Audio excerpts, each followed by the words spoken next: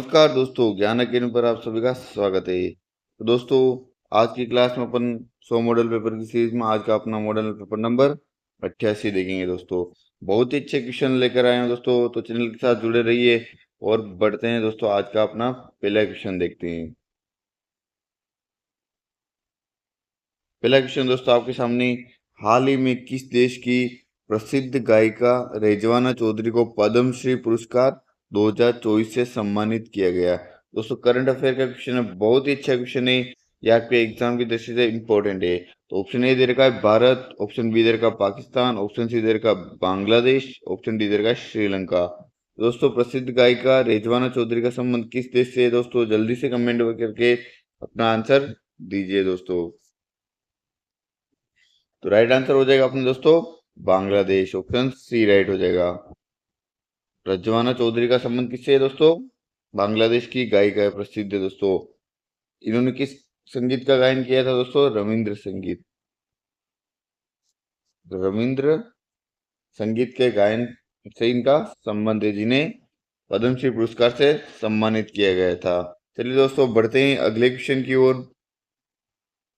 अगला क्वेश्चन है दोस्तों, हाल ही में भारतीय तटरक्षक बल भारत में समुद्र तेल रिसाव प्रशिक्षण अभ्यास का आयोजन कहाँ किया गया था?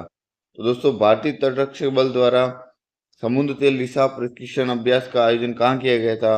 कौन से राज्य में किया गया था दोस्तों? ऑप्शन ए दे रखा केरल में, ऑप्शन बी दे रखा गुजरात, ऑप्शन सी दे रखा बिहार और ऑप्शन डी दे रखा पश्चिम बंगाल। तो जल्दी से अपना आंसर, राइट आंसर कमेंट करके बताइए दोस्तों कि कौन से राज्य में आयोजन किया गया था। तो ऑप्शन ए केरल, तो राइट आंसर हो जाएगा अपने पश्चिम बंगाल, ऑप्शन डी राइट हो जाएगा। कौन से राज्य में प्रशिक्षण किया गया था? पश्चिम बंगाल में किया गया था। चलिए बढ़ते हैं अगले क्वेश्चन की ओर। अगला क्वेश्चन है, कौन सा ग्लेशियर गौरी गंगा नदी का स्रोत है, जो काली नदी की एक महत्वपूर्ण सहायक नदी है? तो कौन सा ग्लेशियर गौरी गंगा नदी का स्रोत है? जल्दी से बताइए दोस्तों।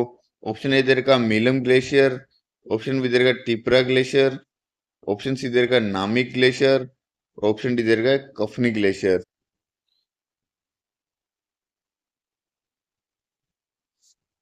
तो गौरी गंगा नदी का उद्गम कहां से होता है दोस्तों? मीलम ग्लेशियर, ऑप्शन ए राइट हो जाएगा, मीलम ग्लेशियर। और गंगा नदी का उद्गम कहां से होता है दोस्तों? गंगोत्री ग्लेशियर। क्या नाम है दोस्तों? गंगोत्री ग्लेशियर। इसी के साथ में दोस्तों, यमुना नदी का यमुनोत्री ग्लेशियर कहाँ पे? उत्तराखंड में। यमुनोत्री ग्लेशियर कहाँ पे दोस्तों? उत्तराखंड में। मंदाकिनी नदी का चोराबाड़ी ग्लेशियर उत्तराखंड में। और रामगंगा नदी का दोस्तों नामिक ग्लेशियर।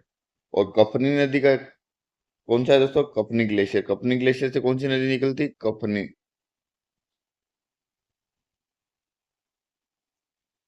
चलिए दोस्तों, ये इंपॉर्टेंट ग्लेशियर है, कुछ आपको याद रखना है। चलिए बढ़ते हैं अगले क्वेश्चन की ओर। अगला क्वेश्चन है, ग्लोबल जेंडर गैप इंडेक्स 2024 में भारत में कौन सा स्थान हासिल किया था? तो ग्लोबल जेंडर गैप इंडेक्स में 2024 में भारत ने कौन सा स्थान हासिल किया था?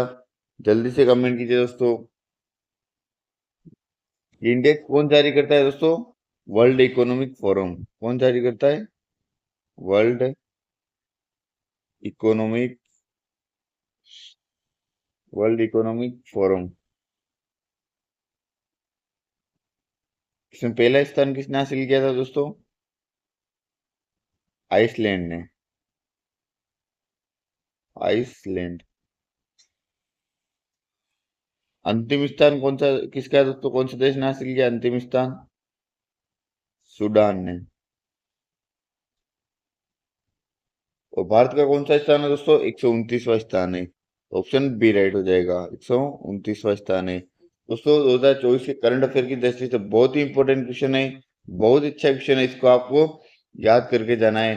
पहला स्थान किसका है दोस्तों? आयरलैंड का है। और अंतिम स्थान किसका है दोस्तों? सूडान का है। भारत का कौन सा स्थान दोस्तों? 129वां स्थान है। ये ग्लोबल जेंडर गैप इंडेक्स कौन जारी करता है दोस्तों? वर्ल्ड इकोनॉमिक फोरम जारी करता है।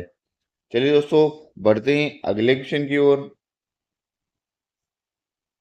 अगला क्वेश्चन है दोस्तों, निम्नलिखित में से किस भारतीय शास्त्रीय भरतनाट्यम नर्तक को 1981 में पद्मश्री और 2003 में पद्म भूषण से सम्मानित किया गया था? ऑप्शन ए दे रखा दोस्तों सविता शास्त्री, ऑप्शन बी दे रखा पद्म सुब्रमण्यम, और ऑप्शन सी दे रखा रुक्मणी देवी, और ऑप्शन डी दे रखा मल्लिका साराभाई। दोस्तों किस भारतीय शास्त्रीय भरतनाट्यम नर्तक को 1981 में पद्मश्री और 2003 में पद्म भूषण सम्मानित किया गया था? जल्दी से अपना राइट आंसर कमेंट कीजिए दोस्तों कि राइट आंसर क्या हो जाएगा दोस्तों। इसका राइट आंसर हो जाएगा दोस्तों ऑप्शन बी, पद्म सुब्रमण्यम को सम्मानित किया गया था। ऑप्शन बी राइट हो जाएगा दोस्तों। इन्हें 1981 में पद्मश्री पुरस्कार दिया गया था दोस्तों। पद्मश्री पुरस्कार कब मिला था दोस्तों? 1981 में, और 2003 में पद्म भूषण सम्मान दिया गया था दोस्तों। चलिए दोस्तों बढ़ते हैं अगले क्वेश्चन की ओर। अगला क्वेश्चन है, भारत के संविधान का कौन सा अनुच्छेद ग्राम पंचायत के संगठन से संबंधित है? तो दोस्तों ग्राम पंचायत के संगठन से संबंधित अनुच्छेद कौन सा है? आर्टिकल 38, आर्टिकल 40, आर्टिकल 45 या आर्टिकल 36? जल्दी से अपना राइट आंसर कमेंट कीजिए दोस्तों कि ग्राम पंचायत के संगठन से संबंधित आर्टिकल कौन सा है? आर्टिकल 38 किससे संबंधित दोस्तों? राज्य के लोगों के कल्याण को बढ़ावा देने के लिए एक सामाजिक व्यवस्था सुरक्षित करेगा। क्या है दोस्तों आर्टिकल 38? राज्य के लोगों के लिए कल्याण को बढ़ावा देने के लिए एक सामाजिक व्यवस्था सुरक्षित करेगा। अनुच्छेद 40 किससे संबंधित है दोस्तों? राज्य के ग्राम पंचायत के संगठन से संबंधित कौन सा अनुच्छेद दोस्तों? आर्टिकल 40। तो दोस्तों आपके राइट आंसर हो जाएगा आर्टिकल 40। आर्टिकल 45 किससे संबंधित है दोस्तों? 6 वर्ष से कम उम्र के बच्चों के लिए प्रारंभिक बाल अवस्था की देखभाल और शिक्षा का प्रावधान। तो शिक्षा का प्रावधान किसमें है दोस्तों? आर्टिकल शिक्षा का प्रावधान आर्टिकल 45, 6 वर्ष के कम उम्र के बच्चों के लिए। और आर्टिकल 36 किससे संबंधित दोस्तों? यह निर्देशक सिद्धांत के पालन के लिए एक राज्य को परिभाषित करता है। तो दोस्तों आप राइट आंसर क्या हो जाएगा दोस्तों? आर्टिकल 40 जो कि ग्राम पंचायत के संगठन से संबंधित है। चलिए दोस्तों बढ़ते हैं अगले क्वेश्चन की ओर। अगला क्वेश्चन है दोस्तों, उस्ताद जाकिर हुसैन एक भारतीय तबला वादक किसके पुत्र थे? तो दोस्तों उस्ताद जाकिर हुसैन कौन है? प्रसिद्ध तबला वादक है। इनके किसके पुत्र दोस्तों? ऑप्शन ए देगा इमरान खान, ऑप्शन बी देगा फियाज खान, ऑप्शन सी देगा अमजद अली खान, और ऑप्शन डी देगा उस्ताद अल्लाह रखा। जल्दी से अपना राइट आंसर दीजिए दोस्तों।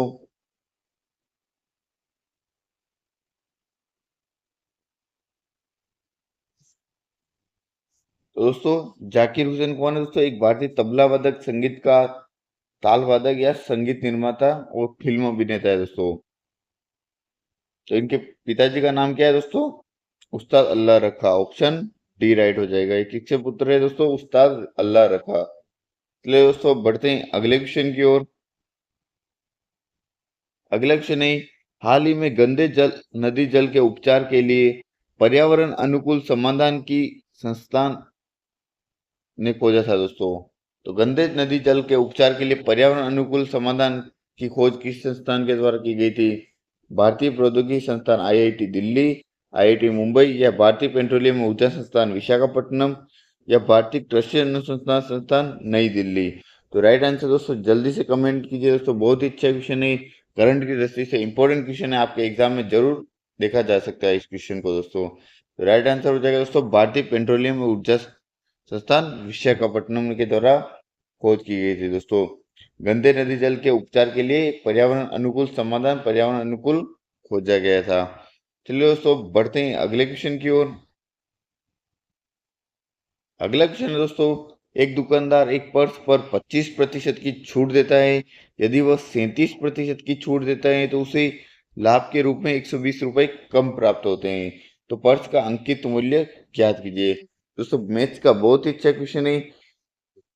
पर्स का अंकित मूल्य ज्ञात करना है दोस्तों। जल्दी से अपना राइट आंसर निकालिए और राइट आंसर कमेंट कीजिए दोस्तों।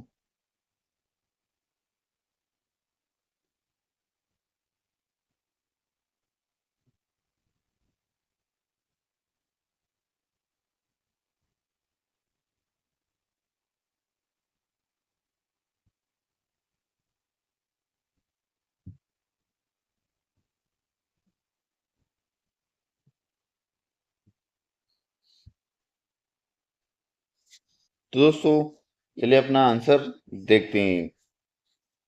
पर्स पर 25% की छूट देता है दोस्तों सबसे पहले, और यदि वह 37% की छूट देता है तो उसे 120 रुपये कम प्राप्त होते हैं। तो दोस्तों 120 रुपये कम प्राप्त हो रहे, उसने छूट कितने प्रतिशत कम की दोस्तों? 12% छूट को बढ़ा दिया, तो उसे 120 रुपये कम प्राप्त हो रहे हैं। तो दोस्तों 120 किसके बराबर हो जाएगा? 12% के बराबर हो जाएगा। अपन को दोस्तों अंकित मूल्य निकालना है, तो अंकित मूल्य कितना है? 100 के बराबर है। तो 12 से 120 कट जाएगा 10 बार, 10 इंटू 100 कर देंगे तो कितना आ जाएगा दोस्तों अंकित मूल्य अपने? 1000 रुपये। तो ऑप्शन ए राइट हो जाएगा। पर्स का अंकित मूल्य कितना हो जाएगा दोस्तों? 1000 रुपये हो जाएगा। चलिए दोस्तों बढ़ते हैं अगले क्वेश्चन की ओर। अगला क्वेश्चन है दोस्तों, संख्या 7, 4, 4 और 2 में से प्रत्येक में से कौन सी संख्या जोड़ी जाए कि परिणामी संख्या निरंतर अनुपात में हो? तो दोस्तों बहुत ही अच्छा क्वेश्चन है, जल्दी से अपना आंसर निकालिए और राइट आंसर कमेंट कीजिए।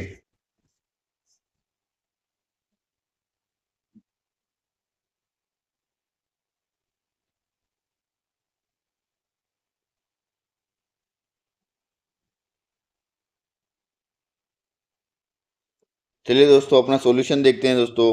मान लेते हैं कि वह संख्या एक से जिसे जोड़ने पर समान अनुपात में हो, तो 7 प्लस एक्स बटा में 4 प्लस एक्स बराबर में 4 प्लस एक्स बटा में 2 प्लस एक्स अनुपात बराबर होगा। क्रॉस मल्टीप्लाई कर लेंगे दोस्तों। 7 प्लस एक्स को 2 प्लस एक्स से गुणा करेंगे, तो 7 का गुणा 2 प्लस एक्स से करेंगे तो 14, 7 दूनी 14 और प्लस में 7 एक्स हो जाएगा। प्लस में एक्स का गुणा 2 से करेंगे तो 2x, प्लस में एक्स का गुणा एक्स से करेंगे तो एक्स स्क्वायर हो जाएगा। बराबर में 4 का गुणा 4 से करेंगे तो 16, प्लस में 4 का गुणा एक्स से करेंगे तो 4x, प्लस में एक्स का गुणा 4 से करेंगे तो 4x, प्लस में क्या हो जाएगा दोस्तों? एक्स स्क्वायर हो जाएगा। तो एक्स स्क्वायर से एक्स स्क्वायर कट जाएगा। उसके बाद में 14, 7x, और इधर दोस्तों कितना हो जाएगा? 7x प्लस 2x कर लेंगे, योग कर लेंगे तो कितना हो जाएगा? 9x।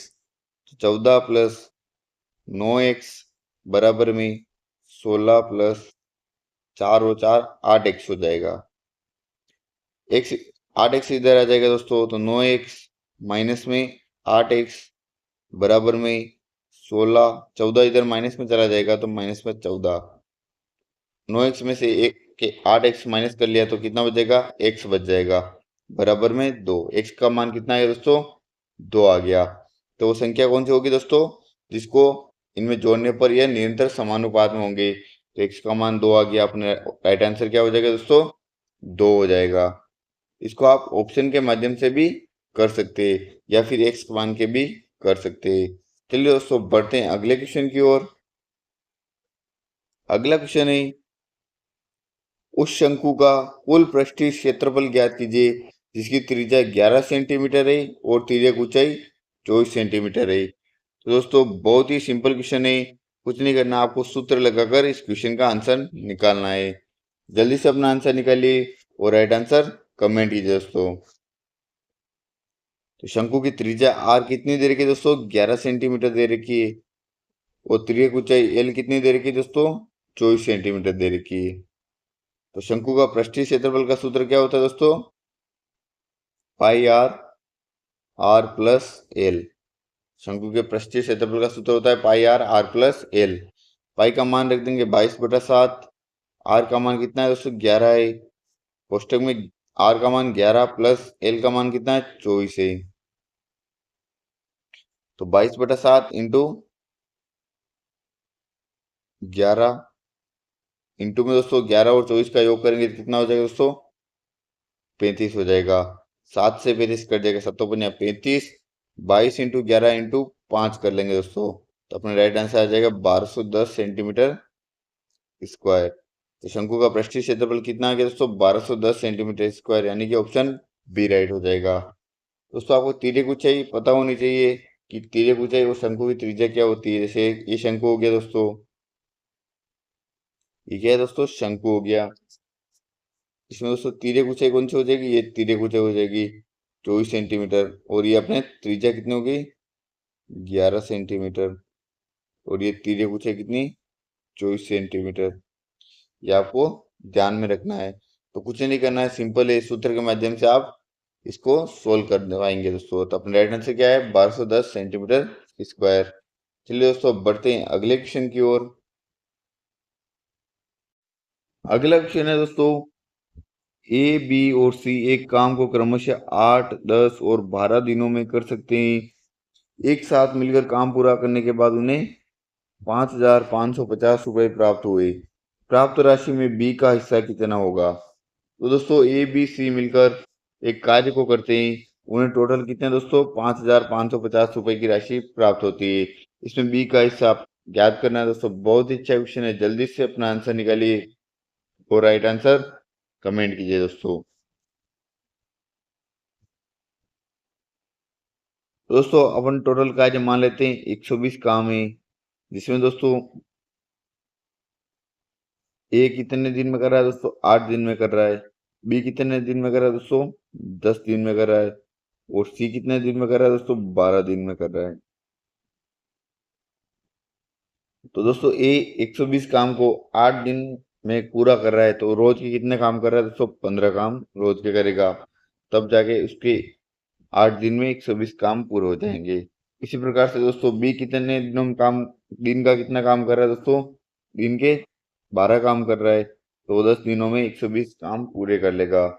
इसी प्रकार से सी कितने काम कर रहा है दोस्तों? रोज के 10 काम कर रहा है, 10 काम रोज के कर रहा है, तो 12 दिनों में 120 काम पूरे कर लेगा। तो दोस्तों अपन को बी का हिस्सा निकालना है दोस्तों। तो बी का हिस्सा निकालना है, तो 5,550 रुपये किसके बराबर हो जाएंगे दोस्तों?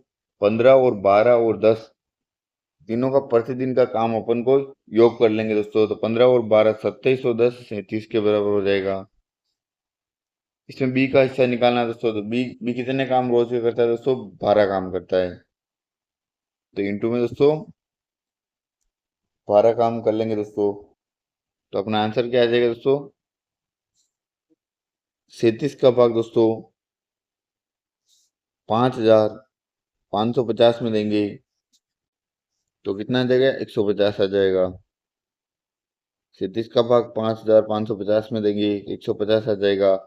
150 इंटू 12 करेंगे तो कितना हो जाएगा दोस्तों? 1800 हो जाएगा। तो राइट आंसर अपने क्या आ गया दोस्तों? ऑप्शन बी राइट हो जाएगा, 1800। तो बी का हिस्सा कितना हो गया दोस्तों? 1800 रुपये हो गया। चलिए दोस्तों बढ़ते हैं अगले क्वेश्चन की ओर। अगला क्वेश्चन है, विनोद के पास 10,000 रुपये थे। इसमें से कुछ भाग 8% की वार्षिक साधारण ब्याज दर पर, शेष 10% की वार्षिक दर पर उधार दिया। यदि एक वर्ष में उसे ब्याज के रूप में 880 रुपये प्राप्त हुए, तो 8% पर उधार दी गई राशि ज्ञात कीजिए। दोस्तों बहुत अच्छा क्वेश्चन है। विनोद के पास कितने थे? 10,000 रुपये थे। उसमें से उसने कुछ भाग को 8% की साधारण ब्याज दर पर और कुछ भाग को 10% की साधारण ब्याज पर निवेश किया। उसे दोस्तों ब्याज के रूप में कितने रुपए प्राप्त हुए? 880 रुपये प्राप्त हुए। तो 8% पर उधार दी गई राशि ज्ञात करनी है। इसके साथ में दोस्तों आप 10% के पर उधार दी गई राशि भी कमेंट कीजिए दोस्तों।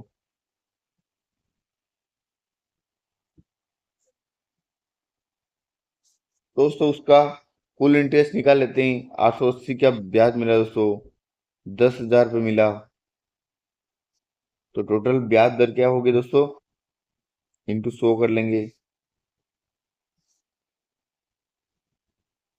उसकी ब्याज दर हो जाएगी 8.8% की दर से उसे ब्याज मिला।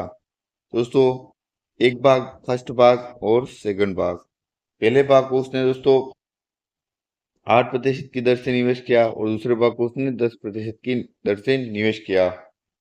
लेकिन दोस्तों उसका टोटल ब्याज है 8.8% की दर से।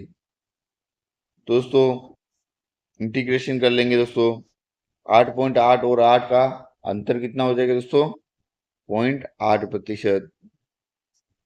और 8.8 और 10% का अंतर कितना हो जाएगा दोस्तों, 1.2%।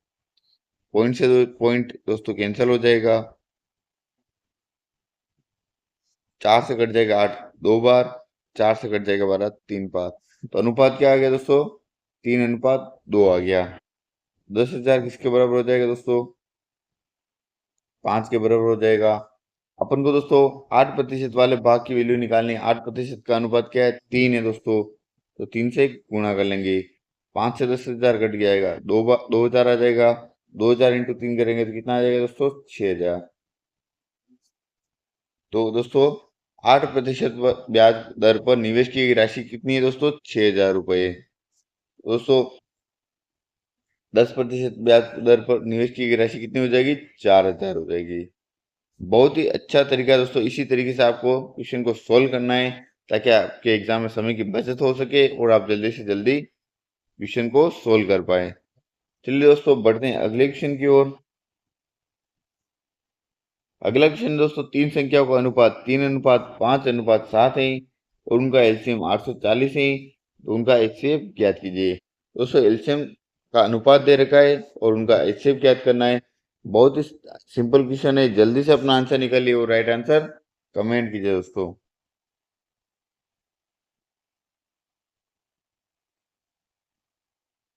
दोस्तों अनुपात दे रखा है, अपन एलसीएम निकाल लेते हैं। एलसीएम का बराबर हो जाएगा 3:5:7, 5 या 15 इंटू 7 करेंगे दोस्तों तो कितना आ जाएगा दोस्तों, एलसीएम 105 आ जाएगा।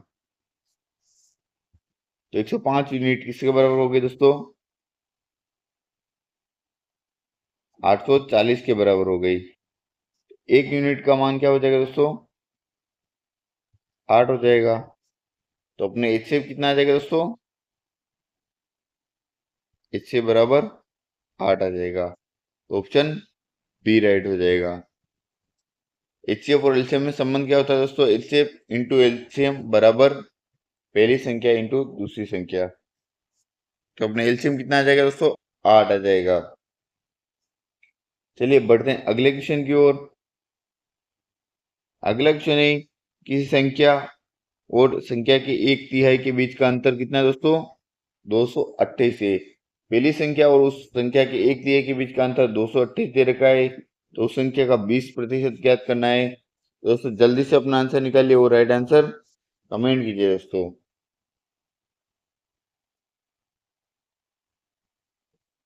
दोस्तों संख्या और संख्या के एक तिहाई के बीच का अंतर कितना है, 228 है। तो संख्या का अनुपात क्या होगा दोस्तों, 3:1 हो जाएगा। मान लो संख्या एक ही, उसका एक 3 है, तो 3 का एक तिहाई के बीच का अंतर दोस्तों 228 दे रखा है। अंतर कितना है दोस्तों, 228 दे रखा है। एक्चुअल में अंतर कितना है दोस्तों, 2 का अंतर है, तो 228 किसके बराबर हो जाएगा, 2 के बराबर हो जाएगा। अपन को दोस्तों वो संख्या ज्ञात कर लेते हैं। पहले संख्या क्या हो जाएगी दोस्तों, 3 है, तो इंटू में 3 कर लेंगे तो अपने वो संख्या ज्ञात हो जाएगी। संख्या क्या आ जाएगी दोस्तों, 114। 2 से 228 कटेगा, 114। 114 इंटू 3 करेंगे तो 342 हो जाएगा। तो संख्या क्या आ गई दोस्तों, 342 आ गई। अब आगे क्वेश्चन क्या कह रहा है दोस्तों, उस संख्या का 20% निकालना है। दोस्तों मैंने आपको बताया था कि आपको 10% निकाल लेना है। 10% निकालने के लिए क्या करना है, इकाई का अंक हटा देना है, उसके बाद पॉइंट लगा देना है। तो क्या आ गया दोस्तों, 10% 34.2 आ गया। तो 20% निकालना है तो इंटू 2 कर लेंगे दोस्तों, तो कितना आ जाएगा दोस्तों, 68.4%। मान क्या आ जाएगा दोस्तों, 20% का 68.4 आ जाएगा, यानी कि ऑप्शन बी राइट हो जाएगा। आपको इसको सोल्व करने की जरूरत नहीं है, पहले 10% निकाल लेंगे। 10% 34.2 आ रहा है, इसको 2 से गुणा कर लेंगे तो अपने 20% का मान आसानी से आ जाएगा। चलिए दोस्तों बढ़ते हैं अगले क्वेश्चन की ओर। अगला क्वेश्चन है, यदि 6 अंक वाली संख्या 5x423y 88 से विभाज्य है तो 5x - 8y का मान ज्ञात कीजिए। दोस्तों 6 अंकों की संख्या दे रखी है, इसमें x और y का मान नहीं दे रखा है, लेकिन ये 88 से विभाज्य है, तो आपको इसमें भाजकता का नियम लगाना है और इसका आंसर निकालना है। 88 का भाजकता का नियम क्या हो जाएगा दोस्तों, 11 का भाग इंटू 8 का भाग, यानी कि 11 का भाग और 8 का भाग पूरा पूरा जाएगा, उसमें 88 का भाग भी पूरा पूरा जाएगा। तो जल्दी से अपना आंसर निकालिए और राइट आंसर कमेंट कीजिए। सबसे पहले दोस्तों इसमें देखते हैं अपन y का मान निकालते हैं। सबसे पहले y का मान निकालने के लिए दोस्तों दो तीन y की जगह अपन एक रखते हैं दोस्तों, तो क्या हो जाएगी संख्या 231 होगी। इसमें 8 का भाग नहीं जाता है। इसके बाद में दोस्तों 2 रखते हैं, तो संख्या हो जाएगी 232। इसमें दोस्तों 8 का भाग पूरा पूरा जाता है, तो y का मान अपने कितना आ गया दोस्तों, 2 आ गया। अब अपन को x का मान निकालना है, तो x का मान निकालते हैं दोस्तों। x का मान निकालने के लिए 11 का भाजकता का नियम देखते हैं दोस्तों। 5x 4 2 3 और y का मान अपने 2 आ गया। 11 का भाजकता का नियम क्या है दोस्तों, एक अंक को छोड़कर एक अंक का योग करेंगे, इनके बीच का डिफरेंस कितना आना चाहिए दोस्तों, 0 या 11 के गुणज में हो। तो 5 और 4 9, 9 और 3 कितना हो रहा है दोस्तों, 12 हो रहा है। x प्लस 2 प्लस 2, 2 और 2 का मान 4, तो x प्लस 4। दोस्तों इनका अंतर या तो 0 आना चाहिए या 11 के गुणज में आना चाहिए। तो यहाँ पे दोस्तों 12 है, x का मान ऐसा क्या रखे कि उसका अंतर 0 आ जाए, तो x का मान अपन दोस्तों 8 रखते हैं, तो 8 प्लस 4 कितना हो जाएगा, 12 हो जाएगा। तो इन दोनों का अंतर कितना हो जाएगा दोस्तों, 0 हो जाएगा। x का मान कितना आ गया दोस्तों, 8 आ गया। तो समीकरण दे रखी 5x माइनस 8y, इसमें x का मान रखेंगे दोस्तों 5 इंटू 8 माइनस 8 इंटू वाई का मान कितना है, 2 है दोस्तों। 8 बन 40 हो जाएगा, माइनस में 8 दूनी 16 हो जाएगा। 40 में 16 गया तो कितना आ जाएगा दोस्तों, 24 आ जाएगा। तो अपना सही उत्तर क्या हो गया दोस्तों, 24, ऑप्शन ए राइट हो जाएगा। बहुत ही सिंपल क्वेश्चन है दोस्तों। इस टाइप का क्वेश्चन एक न क्वेश्चन आपके एग्जाम में जरूर देखने को मिलेगा। चलिए दोस्तों बढ़ते हैं अगले क्वेश्चन की ओर। अगला क्वेश्चन है दोस्तों, एक निश्चित कोड भाषा में रिटेल को FNQWJY और पुलिस को NHJQTQ के रूप में लिखा जाता है, तो उसी भाषा में हर्बर को कैसे लिखा जाएगा। तो दोस्तों रीजनिंग का क्वेश्चन है, जल्दी से अपना आंसर निकालिए और राइट आंसर कमेंट कीजिए दोस्तों।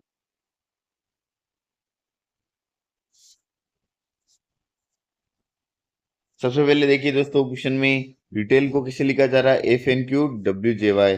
दोस्तों रिटेल देख लेते हैं, RETAIL।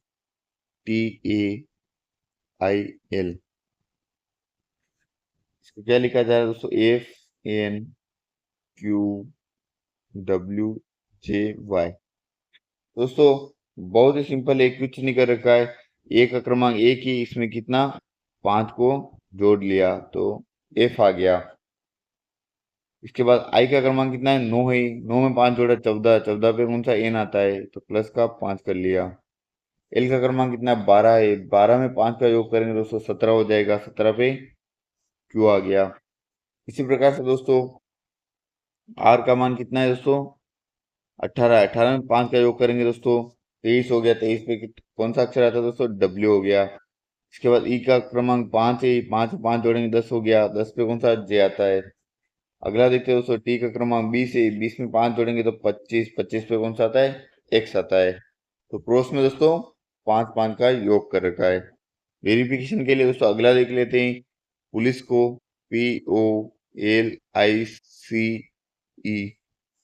पुलिस को कैसे लिख रखा है दोस्तों, NHJUT और Q लिख रखा है। दोस्तों आई का क्रमांक कितना है, 9 है, इसमें 5 का योग कर रखा है, तो कितना हो गया दोस्तों, 14 हो गया, 14 पे एन लिख लिया।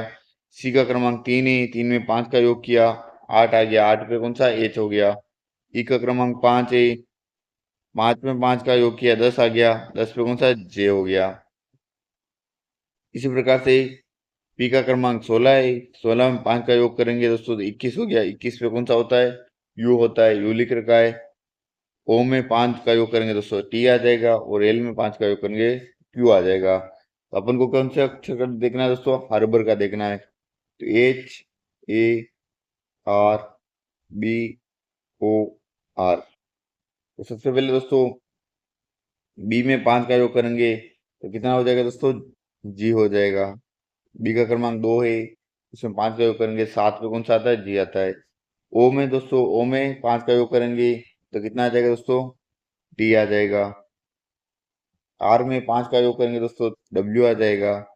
उसके बाद में दोस्तों एच में 5 का योग करेंगे तो कितना आ जाएगा दोस्तों, एच का क्रमांक 8 होता है तो एम आ जाएगा। एम का क्रमांक कितना है दोस्तों, 13 हो जाएगा। ए में 5 का योग करेंगे तो कितना आ जाएगा दोस्तों, एफ आ जाएगा। कितना आ जाएगा दोस्तों, एफ आ जाएगा। इसी प्रकार से आर में 5 का योग करेंगे दोस्तों, कितना आ जाएगा, डब्ल्यू आ जाएगा। तो दोस्तों हर वर्ग क्या बन गया दोस्तों, G T W M F W. तो कौन सा ऑप्शन राइट हो जाएगा, G T W M F W, option A right हो जाएगा। कौन सा ऑप्शन राइट हो जाएगा दोस्तों, ऑप्शन ए राइट हो जाएगा। बहुत ही अच्छा क्वेश्चन है दोस्तों। इस टाइप का क्वेश्चन भी आपके एग्जाम में जरूर देखने को मिलेगा। क्रॉस मल्टीप्लाई में या तो योग हो रहा होगा या कुछ संख्या का घटाना होगा दोस्तों। इसमें अपने क्या हो रहा है दोस्तों, 5 का योग हो रहा है। चलिए दोस्तों बढ़ते हैं अगले क्वेश्चन की ओर।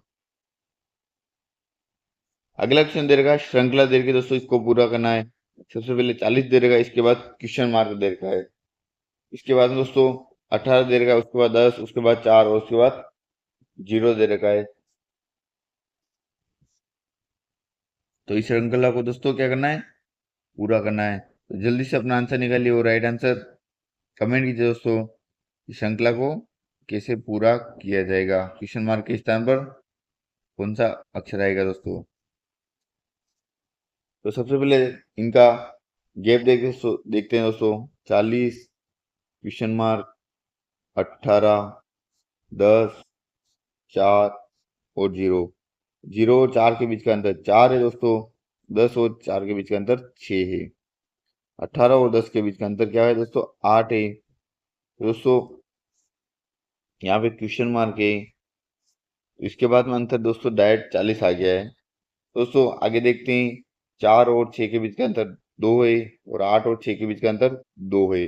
दोस्तों प्लस में 2 2 होके आगे सीरीज बढ़ रही है दोस्तों। तो दोस्तों 8 में 2 प्लस करेंगे तो 10 हो जाएगा। 18 में 10 2, तो यहाँ पे कितना आ जाएगा दोस्तों, 10 आ जाएगा। तो 18 में 10 का योग करेंगे तो कितना आ जाएगा दोस्तों, 28 आ जाएगा। तो 28 रखते हैं यहाँ पे दोस्तों। फिर सीरीज को देखते हैं, 28 28 आगे कितना दोस्तों, प्लस 2 करेंगे 10 में तो आगे दोस्तों 12 आ जाएगा।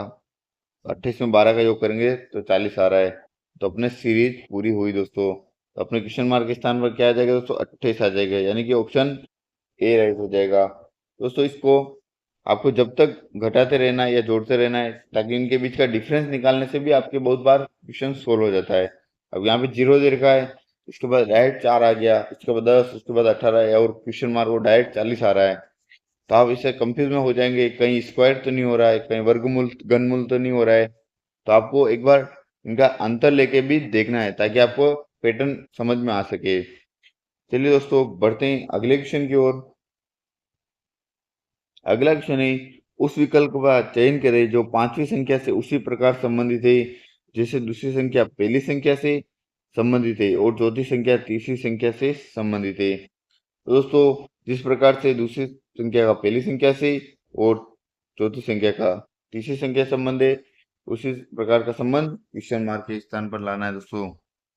तो जल्दी से राइट आंसर बताइए दोस्तों, क्या लॉजिक होगा इस क्वेश्चन का।